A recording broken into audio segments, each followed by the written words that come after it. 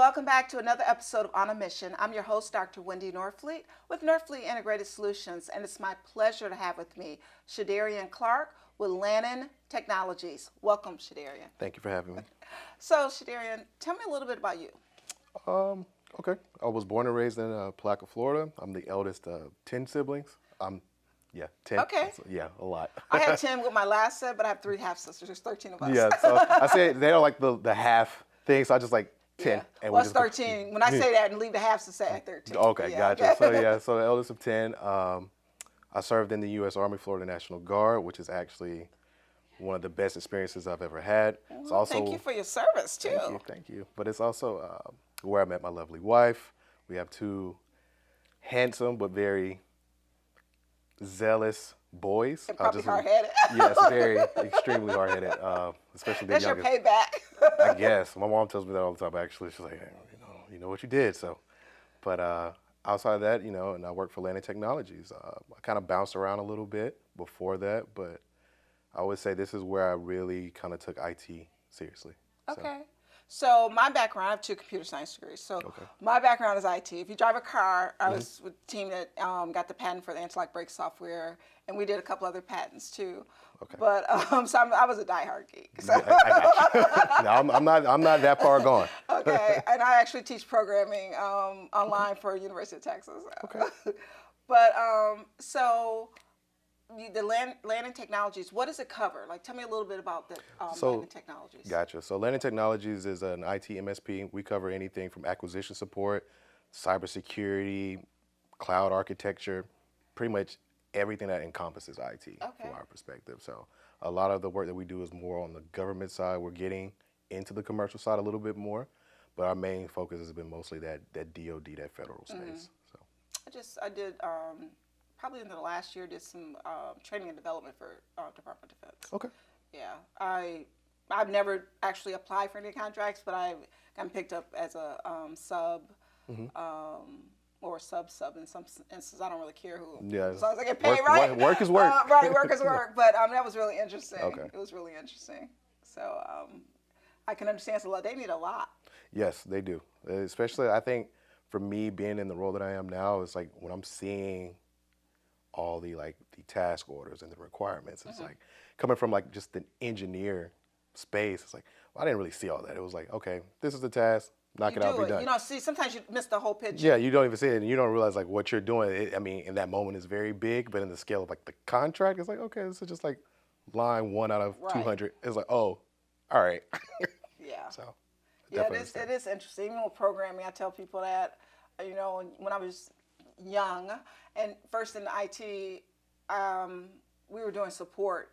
Everybody has to cut their teeth on support, right? And so somebody, one of the clients, and I was new, I was trying to show that I knew what I was doing. They asked me to do change, and I didn't go through the change process. Oh, boy. Oh, no, and I did it, and Lord have mercy, the whole system came down. So I have great respect for the change process. Listen, it is there for a reason. Right? It is there for a reason. I know. So how did you get interested in technology? I think it kind of started, I guess you could say, growing up. I wasn't in that video game space, so to speak, but my mom bought us a computer, and me, my brother, my sister, we was just like, man, this is so cool as we're doing things. And then, MySpace came out and all this other stuff, and everybody felt like they were coders because you can change your background and stuff like that.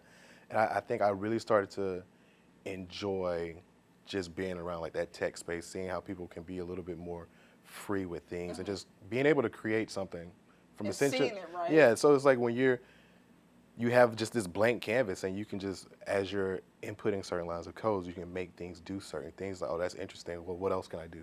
And you just start to go down, so to speak, this rabbit hole, and you just start to see all these different things. And even now, with the amount of experience I have, I still feel like I'm just barely scratching the surface, because in tech, it's always something new coming out. Something always new. And I tell people who think they can be everything, I say you need to pick 1 or 2 lanes, and that's what you need, because you're not going to be able to go deep into everything. Yeah, it's impossible, honestly. I tried it myself.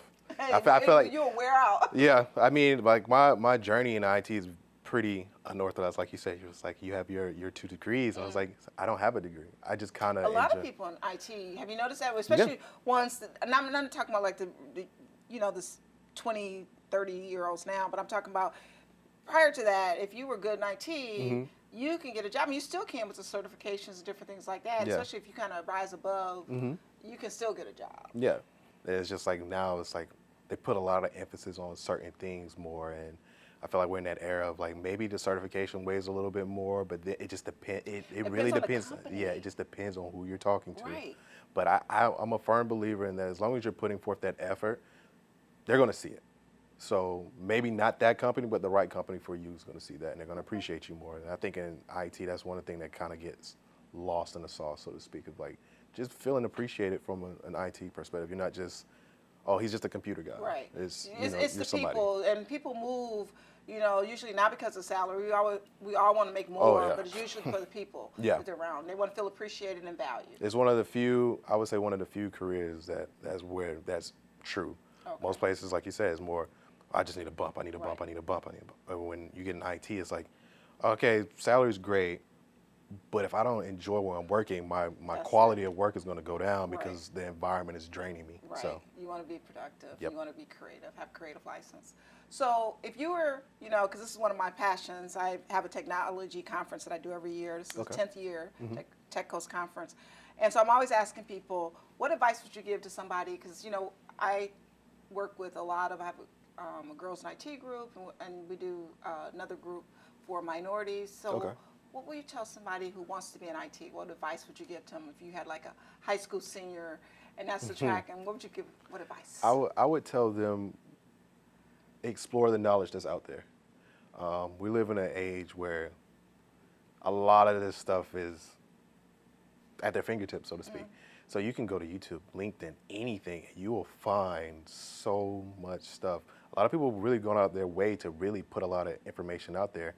I was just telling somebody about Oracle University, where they came out, I want to say early June. They did it before last year as well, but they put like a block of like 2 months where they'll make their certifications free.